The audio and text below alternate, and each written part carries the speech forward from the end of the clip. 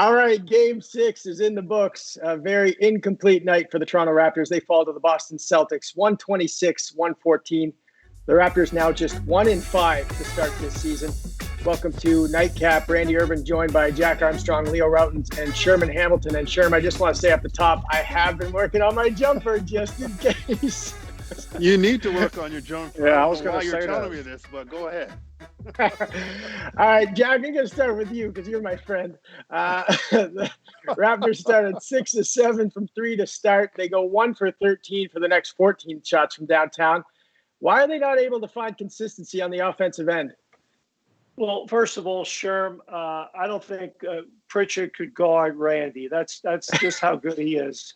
Jack, look, I love you, Jack. Don't let me start losing respect for you too now. No, that's just a little inside. Well, you know what, Randy, the reality is this. I mean, distance shooting is, you live by it, die by it. I mean, the question is this. Are they getting good shots? And I think they are. But there has to be a balance between those shots and getting to the line, getting to the rim, a variety. And the challenge is right now, based upon this roster and the group that they have to use that shot a little bit more maybe than they'd like. And that's what happens. It's going to come and go sometimes. So I'd have a bigger problem if they're taking like contested threes and they're bad shots. But I think overwhelmingly they're getting good ones. I would just like to see at times maybe they hunt down different ones. Mm-hmm. Leo, you next. Third and fourth quarter, real problem areas for the Raptors. They give up 77 points. What do you see that's happening in there, not named Jason Tatum and maybe the Raptors struggle? Else that you're seeing? Well, let me backtrack a little bit to your first question. The Raptors, they got to the free throw line, 38 times in this game. And they started out the game getting to the free throw line. They were shooting threes, moving the basketball, getting to the line, okay? All of a sudden, you feel that game slipping away. Your shot's not dropping now. Why did you stop driving, getting to the line, right? That's when you pick that part of your game up, feel good, then you come back to a three here and there. And that's where every game where they've let that lead slip away, they keep shooting the three while their defense is getting beat and they're not getting the free throw line during that segment. And that's where you got to make the adjustment and realize, hey, yeah, Pascal, a couple of times, for example, he's got Tristan Thompson on him. Well, do you really want to take the three or do you want to drive? You tell me. You've missed two. Do you want to miss three or take the drive and try to get to the free throw line? So I think that mindset has to change. And, as the game wore on, Boston just got more confident. I mean, you look at, a player like Jason Tatum, once he gets his rhythm, once he gets going. And my biggest fear was, Jaylen Brown was really quiet in the first half because Tatum was doing his work. And, he's going to get his as well as he's been playing. And then when you let a guy like Peyton Pritchard, no offense to Pritchard, this is a rookie that you're not game planning for. He comes out and he torches you. So something's wrong, right? Something's wrong where you're not getting the effort and the intelligence you need to play defense the right way. Could it just be a stinker or a dud? Every team gets those. It just sort of happened on a night where they needed a win, right? They were 1-4 coming in. I would say that, but I don't think that's in totality what happened. I think when you look at the Raptors, there's been some consistencies in the losses that they've had, which lead you to believe that things need to be rectified more than just chalking it up to a stinker or a dud. Listen, the Raptors, from a defensive perspective, they struggled to protect their paint. I thought they did a poor job protecting the rim. I thought Boston went downhill on them consistently, knowing that they were going to find something in the paint, and the Raptors didn't have a response. Celtics scored 12 points in the paint against the Raptors in the first half. In the second half, they scored 28 points in the paint. And we all talk about the offense, and yes, they've got to make some shots. They're getting good looks that they need to knock down. But in a game where you get to the free throw line and shoot more free throws than you do three-pointers, then we got to look at the other side of the ball as well. And I think that the Raptors struggled mightily on the defensive end. And then to compound that problem defensively, they struggled on the defensive glass. They were out-rebounded by 19 in this game. They gave up 12 offensive rebounds. They struggled to protect their paint on so many levels. and Boston just continued to take advantage of it. So do I think this is a clunker? Absolutely. But do I think there are things that have been consistently showing up in the Raptors this season that they need to get out of their game? Absolutely. Just can't turn a blind eye to the consistent issues they're having. Jack, let's switch a little bit to the good. Fred VanVleet, great. 35 points. It's his third straight game with 25 or more. Really doing a nice job finishing in close acrobatically. But, what do you like from him? And as crazy as this sounds with the game that Tatum had, I thought Fred competed his tail off as well, trying to fight through screens on him and Jaylen Brown as best as he could. He's given up a ton of size, but he had some really cool moves tonight where he changed pace, changed direction, froze people and got to the rim and finished. And just did a good job of hunting down his shot, taking good shots. He's just a great competitor. And, so to me, you're right. I mean, that is truly was a bright spot tonight. I was super impressed with how he played tonight. He wasn't the issue. Quite frankly, the issue is they're not getting anything out of their 5 spot. That's a challenge right now. And they absolutely need more. We talk so much about Siakam. They need more from Anunoby, and they need more from Norm Powell. And they're just not getting enough. Leo, you're a big man. What do you do then in this situation? Do you roll with Len? Do you mix it up? Do you start Boucher maybe at the 5? How do you play this going forward?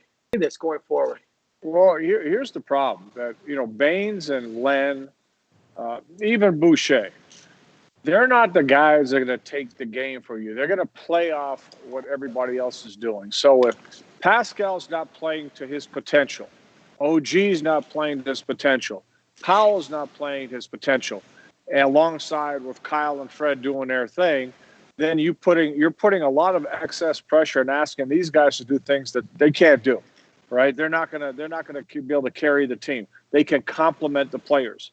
It's no different than, Marc Gasol did a great job of complementing the Raptors that were on the floor. If you ask Marc Gasol, okay, now you got to go get 25 and you got to do this, it's not going to be the same thing, right? So that's the problem right now. The expectation and the pressure is too great on the 5s.